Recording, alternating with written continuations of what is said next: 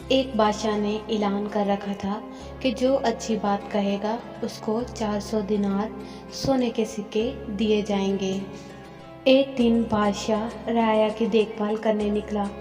اس نے دیکھا ایک 90 سال کی بوڑھی عورت زیتون کے پودے لگا رہی ہے۔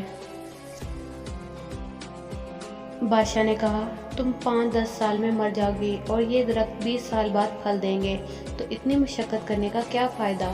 بوڑھی عورت نے جواباً کہا، جو ہم نے پھل کھائے وہ ہمارے بڑوں نے لگائے تھے، اور اب ہم لگا رہے ہیں تاکہ ہماری اولاد کھائے۔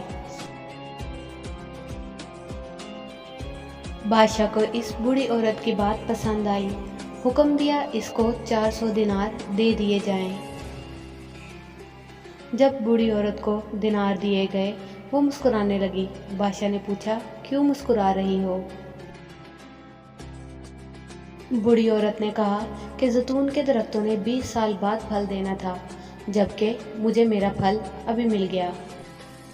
بادشاہ کو اس کی یہ بات بھی اچھی لگی اور حکم جاری کیا، اس کو مزید 400 دینار دیے جائیں۔ جب اس عورت کو مزید 400 دینار دیے گئے تو وہ پھر مسکرانے لگی۔ بادشاہ نے پوچھا، اب کیوں مسکرائی؟ بوڑھی عورت نے کہا، زیتون کا درخت پورے سال میں صرف ایک بار پھل دیتا ہے، جبکہ میرے درخت نے 2 بار پھل دے دیے ہیں۔ بادشاہ نے پھر حکم دیا، اس کو مزید 400 دینار دیے جائیں۔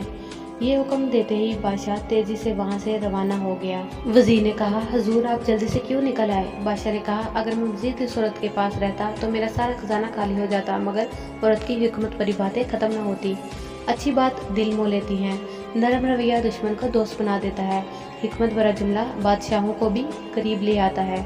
اچھی بات دنیا میں دوست بڑھاتی ہے اور دشمن کم کرتی ہے، اور آخرت میں ثواب کی کثرت کرتی ہے۔